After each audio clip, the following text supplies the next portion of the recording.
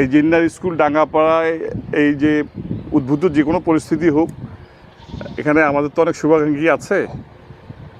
আর যেহেতু বেশ কয়েকবার 3বার ভোট করছি, মনে করেন 3বার ভোট করার কারণে আপনাদের বলছি যে আপনাদের সুখে দুঃখে বিপদে আপদে থাকবো পাশে, এই জন্যে আসা। এখন অনেকে মনে করতে পারে যে ভোট তো তোমার যেতে নাই, হ্যাঁ, তা ভোটের সাথে যে আমাদের সম্পর্ক না সেটাকে বুঝাইতে পারলাম।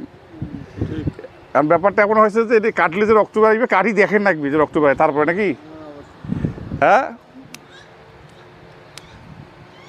একটু আগে দোকানে গল্প করিয়ে আসলাম, যদিও এই ঘটনাটা অপ্রাসঙ্গিক, যে আগে মানুষ বাংলাদেশের বড় 2টা দল ছিল, বিএনপি, আওয়ামী লীগ, এদেরকে নজর রাখতো। আর তুলনামূলক ছোটো দল যেমন জামাতে ইসলাম, ইসলামী ঐক্যজোট, এগুলা নজর রাখে নাই। এখন দেখেন, এখন নজর রাখা শুরু করছে। এখন দিনে 5টা মৌলবি, 5টা জামাত ইসলামের লোক চেনে নিয়ে ধরা পড়তেছে। মিথ্যা কথা। এখন মোবাইলটা এমন, এই ইন্টারনেটটা এমন, যেখানে অসত্য কথা বলার কিছু নাই। আমার এইখানে আপনাদের আজকে এখানে আসার কথা হয়েছে, আমি তো কোনো বিচারক নই, আমি আপনাদের পাশে থাকার কথা দিছি। আমার এলাকায় এখানে যদি কারোর সাথে কোনো অন্যায় হয় তার পাশে আমি থাকবো।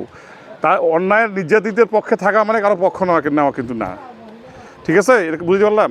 আর আমি যে কারণে আসা, যে বাংলাদেশে আমরা যতগুলো প্রচলিত রাজনৈতিক দল আছে, বিভিন্ন দল করি, কেউ বিএনপি করি, কেউ আওয়ামী লীগ করি, কেউ জামাত ইসলাম করি, কেউ ইসলামী ঐক্যজোট করি, কেউ জাকের মঞ্জুরে যাই। তো প্রত্যেকেরই জমি জমা নিয়ে সমস্যা আছে, প্রত্যেকেরই পারিবারিক সমস্যা আছে, কলহ আছে, নারী ঘটিত সমস্যা আছে, তারপরে সমষ্টিক পাড়া প্রতিবেশী জমি মসজিদ নিয়ে সমস্যা আছে না। তো এখন আমরা কিছু হইলে যদি দলকে জড়াই, এখানে একসময় বিএনপি সভাপতি ছিল খুরশিদ আলম আলো, আপনাদের একটা সময় জহুল চাচা ছিল, নতুন আরও নেতৃত্ব আসবে। আর কিছু হইলে বিএনপির অমুক, বিএনপির তমুক, এগুলো কালার দেওয়া যাবে না। আপনাদের কাছে অনুরোধ, আমরা চেষ্টা করব যে যার সাথে অন্যায় হয়েছে তার পক্ষ নিতে। এখন দলকে কালার করি, আমাদেরকে বিব্রত করি না, কারণ আমরা দলের লোক তো নিজেরাই দলের কোনো প্রভাব দেখাইতে চাই না। এখন আপনারা কেন এই দলকে টানিয়ে নিয়ে আসেন? আপনারা বরঞ্চ এলাকার লোকজন এইসব বিষয়ে দলমত নির্বিশেষে যার সাথে অন্যায় হয়েছে, কোনো বিএনপির লোক যদি কোনো যার সাথে অন্যায় হয়েছে তার পক্ষ নিলে বরঞ্চ বিএনপির লোকে বিপদে পড়বে। আর বিএনপি কালার দিয়ে আপনারা বিচার বঞ্চিত হওয়ার চেষ্টা করিয়েন না, তাই না?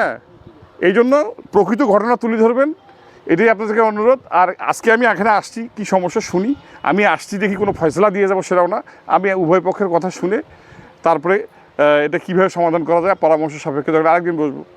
একদিনে যে সমাধান করতে চাবে ওটা মানে সমাধানের নিয়ত না, কি ঠিক বললাম না? যার সমাধানের নিয়ত নাই তাই একদিনে এসে সমাধান করে দিতে চাইছে সব।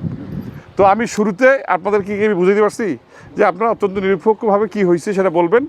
আমি আরও এখানকার স্থানীয় লোকজন আসছে, আরও সবার সাথে পরামর্শ করে চেষ্টা করবো আপনাদের পাশে থাকার জন্য। ধন্যবাদ সবাইকে, আসসালামু আলাইকুম।